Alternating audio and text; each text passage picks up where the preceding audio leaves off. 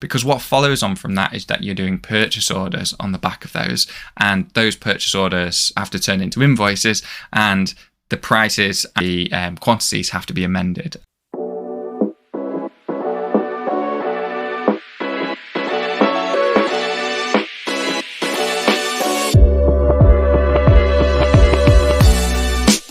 Hello and welcome. So today we're going to be talking about which is better, selling physical products or selling digital products. Now I'm going to start off with a verdict. I'm going to say that selling digital products is generally better than selling physical products, and not just for the obvious ways, not just for the fact that you don't have to fulfill them. So whilst I think selling digital products are indeed better, physical products do have some advantages. A big one being selling to retailers, but a bit more on that later. So the first reason selling digital products is better than physical is that you're able to pivot significantly quicker than with physical products.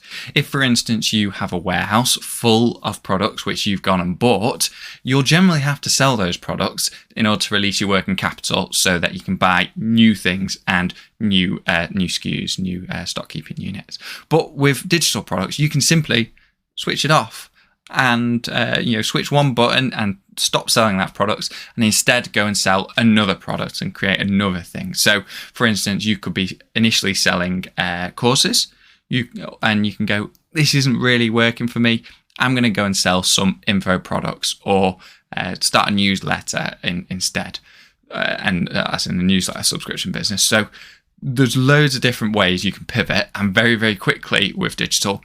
But if you've got physical stuff, you're a bit screwed because you've already got stuff sat in your warehouse. Even if you drop shipping it, it can be a little bit more difficult. So you also have the ability to change prices very quickly. Now, you might be saying, Rob, hold on, if I've got a physical product, I'm able to change prices just as easily. But no, you are somewhat limited. So for instance, say you're a retailer, you're capped to a small-ish range of selling that physical product because you've got competitors selling the exact same item. But if you've got a digital product, the sky's the limit. You can just decide, say you're selling a course and you've started selling it at $3-4 grand, and you've gone, actually, no one's buying it. I might be better selling it at 200-300 quid or even 30 or 40. And if that's the case, you can just do that, no questions asked. Or vice versa. If you're selling it for a couple of £100 and you go, really, I could get a couple of grand here, you can just do it at the snap of your fingers. And people will still come unless they've seen the original price, in which case they might be a bit pissed off. But it doesn't really matter in the long run. No one knows the value of that course until they've actually watched the course. So you are able to fiddle with the digits a bit more.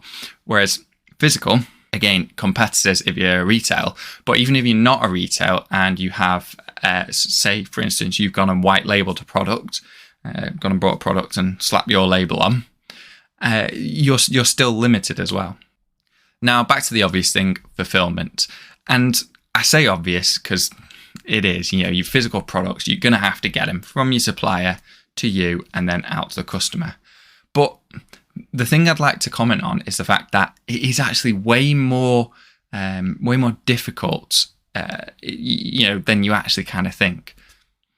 So, for instance, with physical stock, you've got to get it from your supplier to your warehouse, or you've got to have somewhere to hold it at least, which does involve some capital to get going, and then you've got to get it from you to your customer, and all along that route, all along that chain, things can go wrong. There can be mistakes, and it's very, very frequent for things to happen. So I once did some analysis, and you can get up to like 50% of the time when it's coming from your supplier to your warehouse.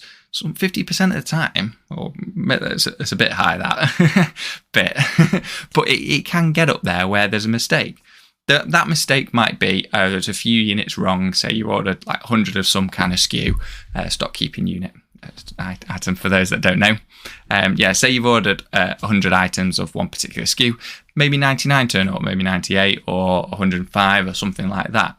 But in those cases, that's still a problem, because what follows on from that is that you're doing purchase orders on the back of those, and those purchase orders have to turn into invoices, and the prices and the quantities have to be amended. It does take some involvement. Then from your warehouse to your customers, again, it is reasonably onerous, and it will take time out of your day in terms of actually fulfilling them. So yeah, bit more onerous than you think.